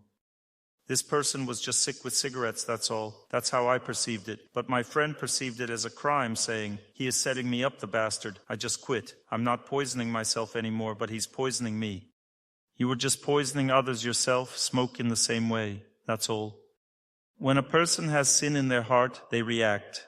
No sin, no reaction. So when people smoke next to me, if I have no sin, I don't react. I similarly don't react to drunkards. I've never drunk in my life. It's clear that I have bad karma because all my relatives up to some generation were drinkers. I probably drank quite a bit in my past life since I have such a fate, but I've never drunk anything in this life and therefore I'm calm towards drunkards. If a person is walking drunk or, let's say, a relative drinks, I stay calm about it. I don't go crazy about it. Try to understand this, but if you go crazy about something, it means you deserve it. If something affects you very much, it means that you are that kind of person. Well done, the lady from Yekaterinburg is thinking. That's good. This will help you in life. Yes, I see you're thinking, oh, so that means I was that kind of person in the past. Finally, you got it. Well done. That's how you should think. But this doesn't calm you down either. Of course, it's easier to live when you understand that you are the same. I'm the same, so, oh, thank God I'm like this. Everything is fair. Of course, when a person feels that everything is fair, it becomes easier for them, definitely. I'm just like that. Okay, then it's normal. But this doesn't solve the issue. Therefore, prayer solves the issue. You just have to overcome your fate. All that has accumulated between you, all your fate, all this needs to be overcome. And it must be overcome seriously. That's why we're doing this prayer retreat. We will learn to pray. We will all pray together and just overcome fate. And as a result of prayer, it is overcome. This is a fact. And it's being overcome in a big way. Even miracles happen in life. So many miracles have already happened in my life. Some I can't even talk about because I might even be condemned for it. They'll say, what is this, Dr. Torsunov? What are you allowing yourself? But I'm not allowing myself anything. These are just miracles. God just does it this way. The Lord protects us from all kinds of foolishness and unexpected things. Sometimes He gives us big allowances, gives even what seems impossible, some impossible things, miracles happen. And you should understand that prayer changes your fate and your life this way. And let's say, if you realize this and do it, then everything changes around you. Your husband changes, people change, everything changes. You think your husband is the problem. I lived in the same kind of family in my childhood. And now after 40 years of working on myself, there isn't a single person around me who doesn't live a life of pure goodness. There is no one. Including relatives, all people around me live a life of pure goodness, everyone. And even distant relatives change themselves. And even one lady called me and said, Dr. Torsunov, I'm your classmate's wife. You studied together in elementary school. I started listening to your lectures, and now he's changing too. Can you imagine? It has even reached my classmates. They've started changing too. My classmates have started changing because I'm changing myself. Can you imagine what power is contained in all this? And you think you won't be able to change your close person who drinks. 100% you can. Just start living right, put enormous effort into it, and you'll see huge results. You'll see just huge results in your fate. This is how conflicts should be resolved. There are different conflicts. For example, when people go to court, prayer is also needed. If you pray right, you can even lose the court case because that's what you deserve, and your heart will be at peace anyway. Thank God I lost the case because that's what I deserved. God will give you the knowledge that you're meant to lose, but more often it's not like that. Most often you're meant to win but lack strength. You pray and a miracle happens. You win the court case. You win the court case and overcome your fate this way. For example, if someone is aggressive and threatens you with death, you can also pray. In this case, you need to make an effort. If someone behaves aggressively, influences you aggressively, pray. Don't move during prayer. Or run and listen to lectures, or fast during prayer. And this fasting or stationary position of the body or running activities accumulate your inner strength. Then, when you have enough strength, you feel that you are not afraid of this action. You're not afraid. It means you have more strength than this person who wants to harm you. And at this moment, just say in your prayer to God, if they are so aggressively minded, let all this energy be directed back to them. Let them get back everything they want to do with me undeservedly. That's how it will be. You will see that this person who wants to do evil to you will receive evil themselves. I had such a case. When I was in St. Petersburg, listeners of my lectures gave me a lift, and we had a conversation. They told me that their company was being racketeered by some government agencies. They demanded money from them and tried to take away their company completely. They said, if you don't give it away, we will put you in jail. They just started praying, behaved kindly with them, and didn't give them anything at all. Some time passed. They couldn't do anything with them. Whatever they did, nothing worked. and then these people went to prison themselves. As a result, truth prevailed. Although they couldn't bring them to this by their own efforts, those people were simply gangsters. They couldn't do it, but God helped. When bad fate was overcome, the aggression remained. They directed this aggression back at those gangsters, and as a result, they went to prison. That's all. Any aggression, any malice and injustice towards yourself, you can direct back to the same person. But please don't direct it at your husband or children, because you'll end up without a husband and children. You'll only make it worse for yourself. I'm talking about such situations, of course, when husband and wife are aggressive towards each other, not out of malice, but out of hurt.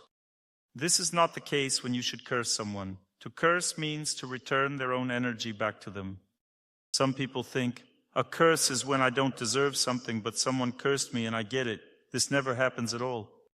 It's nonsense to think like that. Sometimes it happens that we insult a very elevated person, and for this we receive a curse and some suffering from God. This can happen. But generally it's impossible to curse anyone just like that. There is no injustice in this world. Everything we get is deserved. And the only way to resolve conflicts is to pray, because when you've already started negotiating with a person, what does it already mean? It means everything is already resolved. You've passed the second stage of the conflict. You are overcoming fate because you've already started communicating normally with the person. You're already defeating fate. Why do you need help? You need help when everything is unsolvable, and help can only come through prayer. Communication won't help here anymore. Modern psychology says learn to communicate correctly, but at the first stage of victory over oneself, a person simply cannot communicate. It's repulsive to them.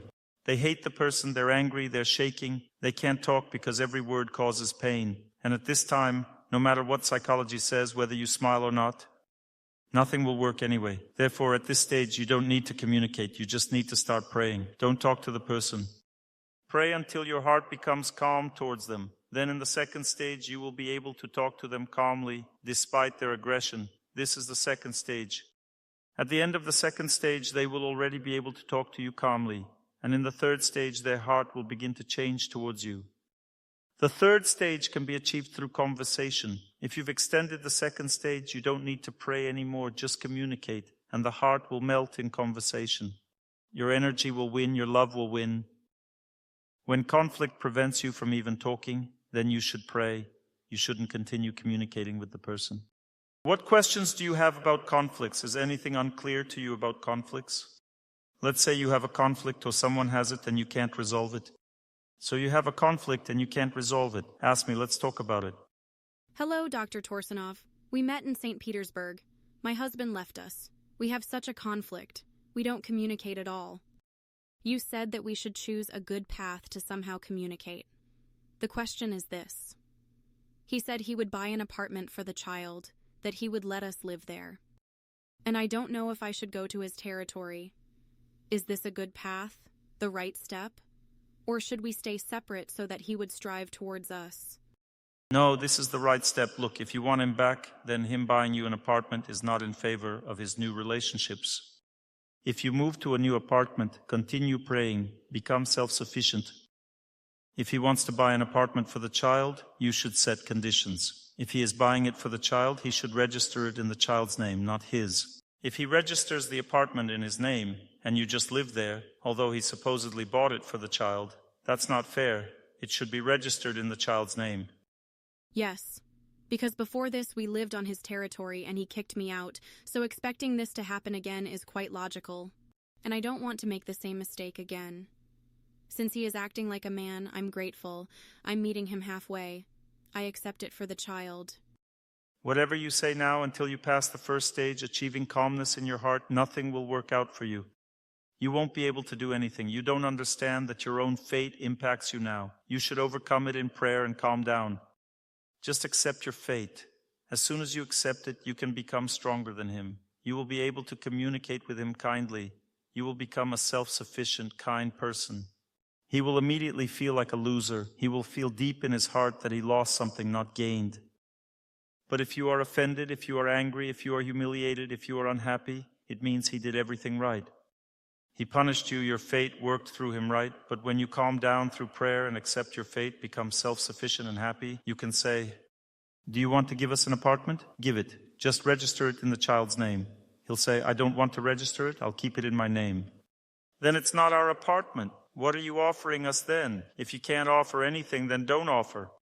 And you're not attached. He may give it or not, you're fine either way. Right now you're attached. You're angry at him and offended. You haven't passed the first stage, so you can't build any relationship with him. Any contact will destroy your relationship, whether you take the apartment or not, whether you accept something from him or not. All this will only make your relationship worse. So you have to start overcoming fate first. Understand that it's not your husband who is to blame for everything. It's your fate. In past lives you committed the same act, and now you're paying for it. And you must overcome all this. Yes, I understand. Dr. Torsunov, let's say we'll live there and he'll come to communicate with the child. I will talk to him happily and kindly. How to maintain strictness. You don't need to maintain any strictness. You are self-sufficient. If he comes to the child, you just should smile at him. Let's say he wants to be intimate with you.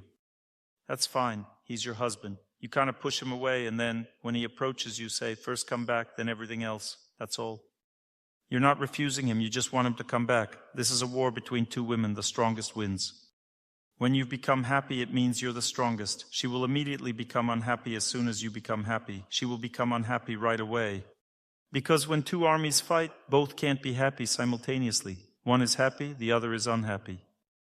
The strongest wins. The battle is on. Husband says, live on my territory. Okay. You should be happy, self-sufficient, and overcome your fate. He will have no choice. He will have to come back. And if you decide that it's over, the relationship is finished, then you can move out of his territory. Just leave this apartment for the child, and that's it. If you maintain your dependency on him, but at the same time want another relationship, it's over. If he didn't come back anyway and you defeated your bad karma, then you don't need to depend on him. You should live your independent life. Then it will be easier for you to get married. How do you imagine bringing someone to his apartment? It wouldn't be right of you. Of course, I want to improve the relationship, and I will work on myself. If you want this, then you have to become strong first. Since you are weak now, you cannot communicate with him properly. And you're not strong in relation to this woman who took your man away. You are weak in relation to her. You need to become stronger than her. When calmness appears in your heart, their peace will end. When their peace ends, she will start driving him crazy. She will start forcing him not to communicate with you and the child. She will feel danger. And you send him messages, make eyes at him, and he will still communicate with you. Where will he go? You are his lawful wife. God united you. Yes. She will be losing him. If you don't give up your husband, no one can take him from you. The woman lets him go on her own. If you don't give him, who can take him? No one will be able to take him if you don't agree. Nothing will work out. Thank you very much. Thanks a lot. Can another woman ask a question? Do you have a conflict? A difficult relationship. A difficult relationship means that principle stands above love. I understand. The only question is how to find a balance between playfulness, lightness, and strictness when a man commits unworthy actions. He is cheating and drinking. You're confusing one thing with another. Look, a light, playful style doesn't mean that a person immediately starts walking around without pants. This style simply makes a person be themselves. The person remains the same. They just calm down and relax. And to prevent a person from cheating, you need to raise life standards. I've said many times, if you have an altar at home, you won't walk past it without pants. If you bless food, prepare it with prayer, then conscience enters your husband's heart along with the food and so on. The higher your spiritual life, the less chance he has to bring demonic culture into your relationship. Therefore, simply live a divine life, elevate your life, and then your loved one will never be able to behave shamelessly next to you. Right now at this moment, I feel that everything is getting better, that this period is ending. There are still difficulties, but they're easier for me to accept now. And he is changing, slowly, of course. Such is fate. As much as we messed up, that's how much we have to work through. Obviously it's slow, nothing happens quickly. Obviously it's slow. What can we do? We will keep trying. Thank you. I know that you will succeed. If you do everything right, if you continue to live like this, everything will improve, work out, because this is the path of human life. That's the way life works. If a person does everything right, they always succeed, things work out. And it's always slow because we accumulated sins for many lives, but here we want to work it out in 5 minutes. It's clear that nothing will happen quickly. Everything will be slow. Thank you. I'm grateful to you. Who else has questions about conflicts? Moscow? This is the first group from Moscow. We have 3 groups. Hello, Dr. Torsunov. I'm very happy to communicate with you, to see you. I was at your lecture on Thursday and also want to thank you for this new format. This information that you revealed in this way was very, very inspiring. And I wanted to share that I also have a conflict situation in my family with my spouse. We haven't communicated for several weeks, and specifically at your lecture, thanks to this knowledge. My heart melted a little and my husband decided to write to me for the first time. He asked how we were doing, and I thought that this is probably a sign from above that indeed this knowledge can somehow help me. I have a question. I generally have already more or less figured out some of my mistakes and the consequences that I have at the moment. My story is similar to the lady who just asked. My spouse is now building some other relationship or something like that. I didn't know about it, and it was a small shock for me. We had a conflict with him. We didn't live together for some time, then tried to. Gradually, our relationship seemed to be better, but this information that at the same time he had some other relationship caused a shock reaction in me. I started behaving wrong, and everything went backwards again. And at the moment, we have no communication at all. I want to understand how to know at what stage I'm now in overcoming my fate. How does it feel? Do you feel that your heart is peaceful regarding the relationship? After your lecture, after a couple of days, I experienced some kind of complete calm. I mean, this burning feeling of injustice disappeared. Can you communicate with him? Do you communicate easily with him? There's no communication now, but in general, I think that yes, I can calmly write to him and say something. This means you're at the beginning of the second circle of overcoming your fate. You fully completed the first one. My lecture ended, your first circle ended, now the second one is beginning. When it's the middle of the second, he will start initiating contact with you, he will come to you, and you'll simply have friendship, meaning your relationship will improve. And during this time, his other relationship will start falling apart. His relationship there will start falling apart because yours will start improving. That's all. And then gradually the time will come and you will feel completely good with him in the relationship. But on the third stage, changes will start happening in his heart. You will have a strong feeling that maybe you don't need to continue your relationship with him because you'll feel good anyway. You will communicate well with him. He will become weaker than you and you'll think, why should I take him back? Maybe let him live there and I'll find someone better. Is this a trap? Yes, this is a trap, and you should continue to overcome your fate. And you know, true knowledge lies in the fact that you're defeating your own fate, not the person. Most people think they're defeating a person. If you walk away from a person, you're walking into a desert. Now he went away from you into a desert. He didn't go towards a happy family life. He went into a desert. When you restore a relationship, you're not going towards a person, you're going towards overcoming your own fate. And there are 2 options. They are equivalent. Either you overcome fate and God gives another good person or makes this one good. It doesn't matter to God. What matters is that you'll have to overcome fate through this person. You cannot overcome fate without an instrument. This person is the instrument and you are trying to get him back now. That means you're simply overcoming your fate. And whether this person returns or God gives another one, nobody knows. This is how the world is arranged, because everything depends on this person's free will. You can overcome your fate, and he will still choose foolishness. Foolish people choose foolishness. Let's say he is drawn to you, he has already made amends, understood that he was wrong, and still stays with that woman. Fine. He chooses foolishness. He is a foolish person. It means God will give you a reasonable one. But if he is a reasonable person, he has changed, made amends, he'll return. Then live with him. He will be indebted to you for life for forgiving such betrayal. He will be indebted for life and will make amends for life living with you. This is how this world works. A person should always overcome their fate, not be afraid to do it through other people, be able to forgive, be able to make amends. And then life gives them its gifts. But if a person doesn't want to live like this, becomes proud before fate, tries to argue with it and bargain with it, then there will be a different result, completely opposite. A person will lose everything in life, end up alone, and so on. Thank you very much, I understand. Learn to love, start building light relationships. Learn to forgive and fully dedicate yourself to service to God, and then you will be able to be happy. The problem is only this: what concerns everything else that happens in your life, you should understand that time itself has a very harsh effect on our thinking. When time comes, fate becomes heavy. It causes terrible pain in the heart, terrible injustice. You feel that it's impossible to live with this, that you need to do something else, need to run somewhere, need to leave everything, need to change everything. You feel that this is not yours. Time creates all these feelings in the heart, and if a person is internally strong, has faith in God, they just pray and accept time's blow. They act in such a way that time cannot break them, and then they overcome their fate. The first blow of time makes it impossible to live with all of this at all. They think this is horrible injustice. What is happening to me now? This is the most dangerous. At this time, you just should pray to come to your senses. Because most people think that it's simply impossible and unbearable to live like this. And this is the most dangerous, because a person loses themselves at this time. They become offended at fate, and during the offense, fate starts to break them. The more a person is offended at fate, the more injustice there is, and so on endlessly until a person perishes, until a person passes away. Therefore, this path of taking offense and getting angry, stomping feet and banging fists is not the path that leads to victory.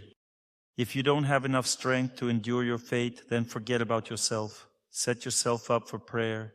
Set yourself up for God. Learn to hear the sound of victory. We have talked about this many times. Learn to listen to the sound of victory. This is sound Om, or Zen, or God's grace. This sound is called differently in different spiritual traditions. This sound resonates in those who pray. This sound doesn't belong to them. Some say, what if these people aren't holy and I'm setting up for them? We set up for the sound of prayer, not for people. We set up for the action itself. And this sound of prayer lives in the space of sound that is connected with victory. There is such a space of sound in this world where strong intelligence lives. It's where fate is overcome. When a person connects with this space, their word becomes an active force in this world. When they repeat the prayer, it works and changes their fate. This prayer destroys everything, all obstacles, and the person becomes the master of their fate. They begin to feel that nothing will break them, nothing will destroy them, nothing can fully interfere with them. Although everything breaks, interferes, and destroys, but nothing can do this completely. This state is called faith.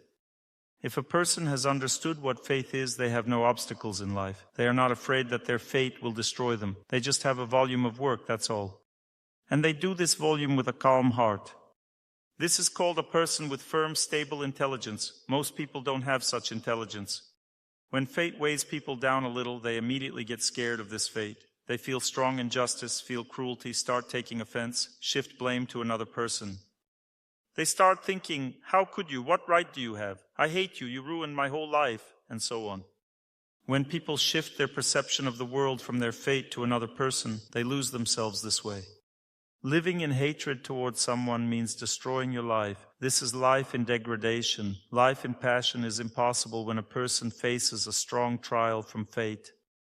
Either they will live in pure goodness or in degradation, because passion always means success, and all movies made with passion talk about success.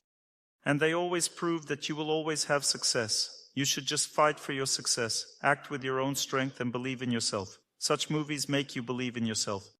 There are three types of people. Some believe in evil spirits and say, oh, this is all scary. I've been cursed. Everything is terrible. There will be war, end of the world. We'll all die. Everything will be bad. These people believe in spirits. They believe that evil forces are stronger than good ones. Second type of people believe in themselves, or in their success, or in money. It's all the same. Believing in yourself means life in passion. Such a person is achieving and overcoming everything by their own strength. Did your husband leave you? Believe in yourself and find another one. Why are you worried? He's a fool. He's not worthy of you. You can find someone better if you believe in yourself. Why are you listening to this nerd? He says, suffer all your life. Try to get him back. Why get him back? I'm better. I'm beautiful. The most charming and attractive.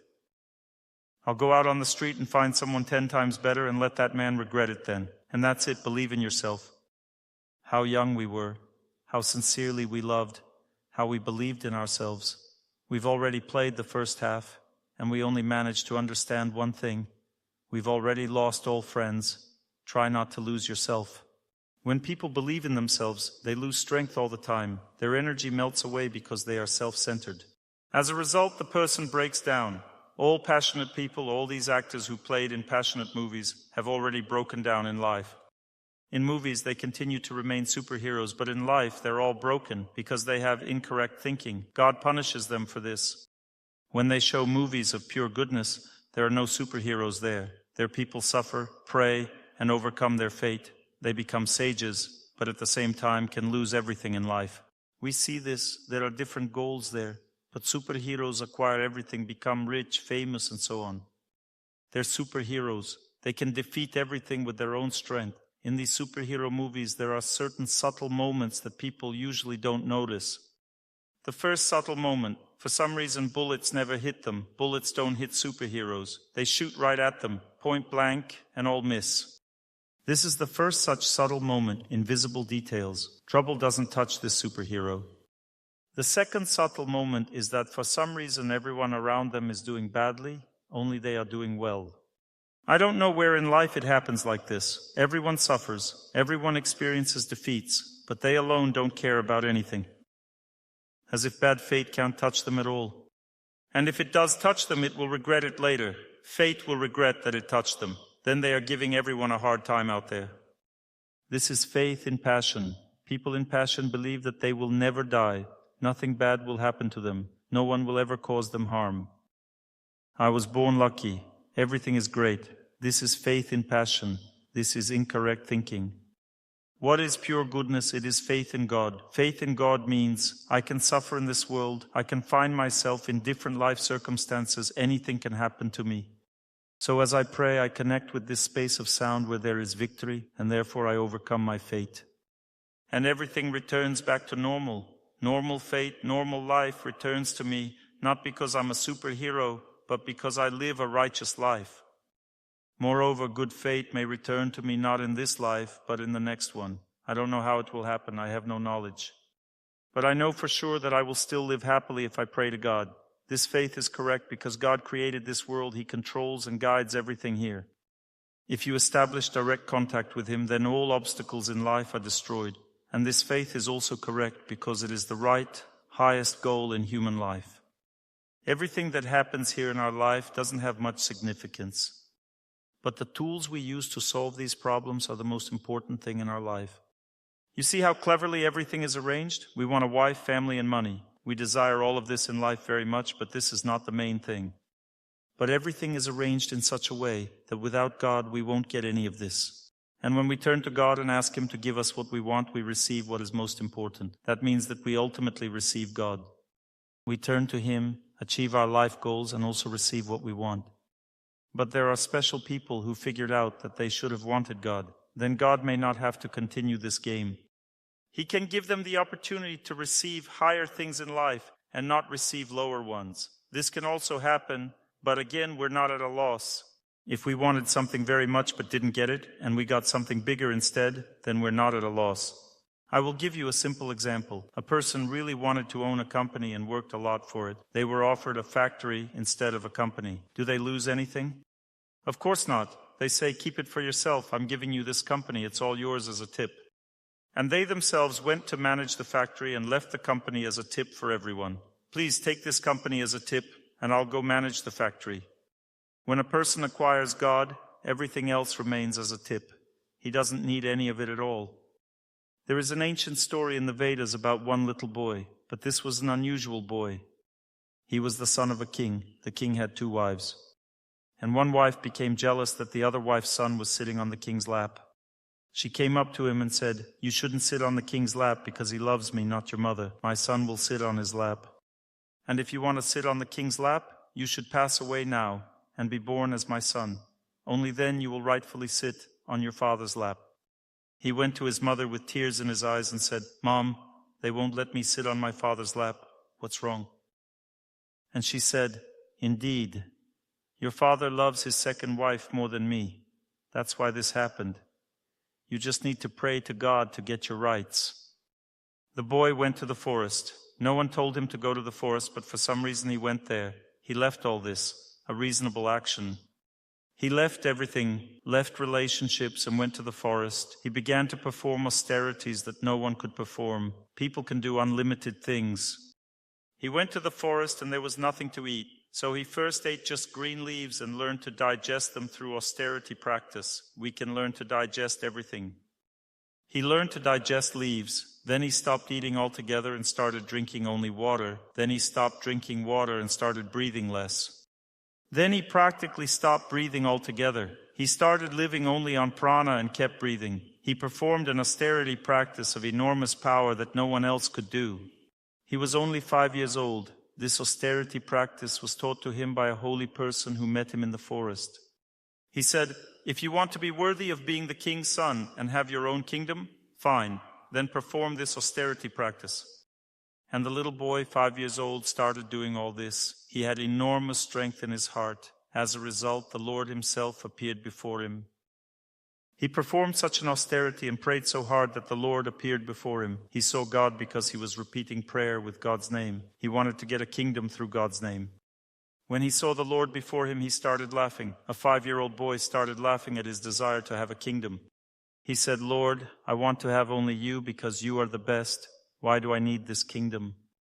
As a result, the Lord considered his wishes and gave him the highest planet in this world, even higher than the emperors of this world have. This story is documented. This planet is actually spiritual. That means that he ultimately found God. He now has a direct relationship with God, and his wish was also fulfilled, although he didn't need it anymore. Such is the power of human will. We can do unlimited things. Not just getting a husband back, we can do many things. We just don't know this power within us. Our life is wrong. That means we live by what we see in front of us. We don't understand that there is this spiritual sound that can change everything in our life. We don't understand that even a simple object, a simple practice through movement extends our life, cleanses us from all tumors, from all diseases. We don't know that a simple stationary position of the body pushes away bad events from us when we remain motionless and pray. We don't know that when we fast, our minds become clearer, and we can deeply understand our entire fate through fasting. We know nothing about this life. We don't know that it's actually meant for prayer and austerity. And a person receives everything else thanks to these actions. The more prayer, the more running, fasting, and stationary position of the body, the more happiness a person receives in life. Even just to feel nature, you need to run a little. Let's say you're walking in nature and you can't feel nature. But if you run, you feel the freshness of the forest, the air, and so on. If you want to feel the water, sit in this cold water and you will feel it. They settled me here. In our village, there's a stream flowing nearby. Everyone says they dump all sorts of nonsense into this stream. This stream is dirty. Don't go there. Yesterday I went anyway. There was a very difficult descent there. I went down to this stream, and right opposite my house, this stream turns into such a small pond where you can sit. You can bathe there, and there are pebbles like at the sea. Everything is laid with pebbles, and there are trees around. It is beautiful. And this stream turned out to flow in such a place where there is healing clay. It's saturated with this healing clay. I didn't know any of this. Now I've made steps, made myself a descent, and go to this stream, sit there every day, and read a prayer. I experience happiness from understanding that God gave everything very close by. Everything is near. Before this, of course, I lived in the very center of Moscow. You see, life conditions also change if you pray. God moved me out of Moscow and settled me in a village, and life became better in terms of opportunities. But all this is also ahead. You start living the right way, and God will change everything in your life, make everything better. Life will become better in all respects. What questions do you have about what I told you? Hello, Dr. Torsunov. Hello, listeners. I wish everyone to overcome your fate. Thank you very much, Dr. Torsunov, for the opportunity to ask a question. I have a relevant question. We were talking about conflicts and touched on apartments and courts in particular. I have all of this together. If you allow me, I'll ask. I'll try to be brief, of course. I'm divorced. I left my husband in 2013 and took 2 children with me. And in 2015, I attended your lecture. I'm very grateful to you. You literally saved me. You called people onto the stage then, and there was a practice of wishing happiness. Since then, I've tried to overcome my fate. I'll report to you. The next day, I woke up at 4 a.m., sat down for prayer, and since then, I've been trying very hard to overcome my fate. I can say that probably last year was different. There was nowhere to live with the children, and the financial situation was very difficult too. After my efforts, things really got better. I have work and a place to live. Relationships with people and our surroundings improved. People started helping and supporting us. I can confirm everything that you explain in your lectures. Indeed, people are appearing who are reaching out to us with a helping and caring hand. I'm very grateful and happy about this. And thanks to all my efforts, I feel that inside my attitude towards my ex-husband is calm. That means I am calm. But I don't know. Maybe I'm wrong. There were different stages. There was some realization and understanding of the situation. And the situation has changed a bit. Probably I understand him now. And I think in my past life, I probably treated him very, very badly. Not necessarily with him. He's just an instrument. You are calm. You've already halfway overcome the second stage. A little more, and you will be overcoming the second stage further, and he won't be able to be aggressive towards you anymore. If he is a bad person, this energy will go back to him, and if he is good, he will start treating you kindly. You've already done 1.5 out of 3. That means that you've done 50% of the work. Soon you'll see that either he will stop showing aggression, or all this aggression will go back to him, and he will suffer from it. Actually, yes. There's a lot of aggression. Despite the fact that in personal conversation I sincerely wish him happiness. Well, it just happened that things didn't work out between us. Yes, I couldn't live with him. At first, before leaving, I tried to distance myself as you recommend. Perhaps not exactly in that form, but nevertheless there was aggression then, and he didn't make any effort to meet halfway. So what's the problem now? We had a mortgaged apartment where he stayed living. And he set up a business there and lived there. His relatives lived there. And since I am also the owner of the apartment, now he, using the law, doesn't want to pay child support, of course. Besides all this, he's driving us into large debts. Why? Because no one wants to deal with him, neither bailiffs nor judges, and they're putting all the debts on us at the moment. Nobody wants to deal with him. What's the reason? He's that kind of person, Dr. Torsunov. He has a law degree. Listen to me. Whoever he is, you should just continue praying, that's all. And you'll get what's yours, he'll get what's his. You left him, but you should have lived separately and prayed, overcome fate without leaving. But you left, you committed aggression, and fate is not on your side now. You'll still lose something from this action. You can't leave a close person and gain something in addition. It doesn't work that way. You have to continue praying. There's just a little bit left. It seems that everything is unbearable already, but you should continue and you'll see that if he does evil, he'll get it back. And if he's a normal person, you'll reconcile. I have a feeling now that it's unbearable. It probably seems to me that nothing will work out. Now I'm questioning whether I'm doing the right thing with the way things are going. At the moment, I have one position. I want to protect myself and the children. That means I've already put aside my relationship with him. I stopped talking to him because he says such things that I believe cannot be part of a healthy relationship. Good. If he is in degradation, then don't communicate with him closely. Continue praying. Listen to me. Listen to me. Look, you will be broken. See, instead of asking me how to pray, how to overcome fate, you started talking about details, about events. This means fate has already broken you. You've switched from prayer to events. Switch back to prayer. Stop thinking about events. When you switch to prayer, events will start to subside. If you think about events, they will destroy you. You're also involving me in this process. You want me to discuss events in detail too. The events are cruel. What's there to discuss? But you have to pray, not think about these cruel events. You see how hard fate works? You pray and know all this, and still you broke down. That means that you started thinking about events, but you should think about prayer. If a person is involved in events, they lose. It's impossible to win in this case. You want to know what will happen? I'll tell you. If you pray now, this person will lose power. You say he's strong, that nothing can be done with him. If you pray, you will overcome this. There's a war going on. Right now, he's only 3% stronger than you out of 100. If you push a little now, start running and do the stationary positions of the body, pray more, he will weaken, you will become stronger. As a result, he will lose and you will gain. If he behaves aggressively, this aggression will go back to him again. He won't be able to do anything to you. But if you now discuss events and spend all your energy there, then you will lose this situation. I understand. Can I ask about these practices? I just had a situation where I was pushing myself too hard.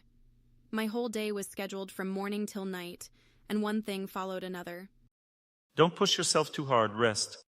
Yesterday you talked about masculine and feminine qualities. I started seeing that I have more masculine qualities because of this. I must wake up at 4. I wake up at 4. I must run. I run. I must pray. I pray. This is all good. Keep doing all this and communicate more with women. Love everyone. If there is too much training, then ease up a little. Just do everything with better quality. When a person has enough strength, they do everything with quality. They have enough energy of love inside. You need quality. Look, if I prayed for 4 hours instead of you now, I would overpower him, because I have more quality. But you're rushing back and forth. You should live a full life, love everyone, accumulate strength, and do everything with more quality. Pray more focused, pray harder. And how long will it take for all this to pass? There's no point in thinking about time now. That means you need to pass the test. I think everything will end in a year. But if you don't pass the test, what's the point in asking about it? You're thinking, when will the trial end? It will end in a year, but you need to pass the test. A person who doesn't pass the test thinks, when will I stop suffering from trying to get into the university? If they don't pass the test, they don't get into the university. They are left without university, without education. If you pass the exam, life will be normal. You committed a cruel act. You abandoned your husband. You ruined his life. He is taking revenge on you for this now. You must learn to understand your close person. Accept, not abandon. Abandoning is not a way to live. If you can't accept or understand, live separately. Pray to be able to accept and understand. But if you abandon someone, then receive punishment for it.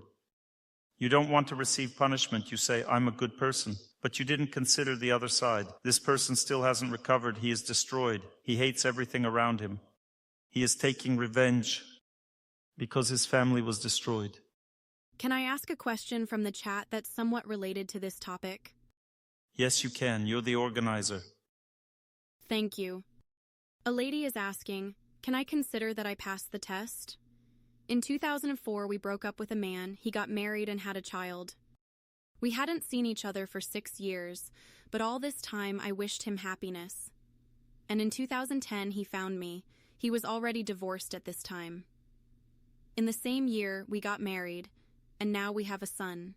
Can I consider that I passed the test? God gave me a beloved husband. So how to determine, did I pass the test or not?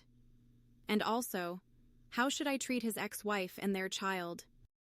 You've answered your own question. If you can't have a normal attitude towards the ex-wife and the child who came between you, then the test isn't passed. You have to learn to forgive and accept everything, then the test will be passed. And the second thing I wanted to say, don't hope for relaxation. Once you pass one test, another will come. I get questions like, Dr. Torsunov, everything is good now. Things with my husband have improved. Children are good. We couldn't have children before, now we can. We found a job. Now we have a good job. Children are growing well. Everything is excellent with my husband, but something else appears. God will never give an opportunity to relax. If everything is normal in your life, there will definitely be something else. And that's how life goes. It's the same with me. I pray. Everything is great in my life. Everything is good. But something always happens because God isn't interested when everything is good for us. We become like pigs in this case. We simply relax and don't want to do anything at all. Anyone becomes relaxed if nothing new appears in their life, so don't hope. The lady who asked that question should not think that nothing new will happen. That's how life is arranged. Something new will definitely happen. And you must overcome your fate again. That's how it goes throughout life. This is how our life is arranged. To learn more on the subject of health and healing of the body, please make sure to read my health guide, available for download on my YouTube channel or on my Instagram page. Thank you very much, and see you soon.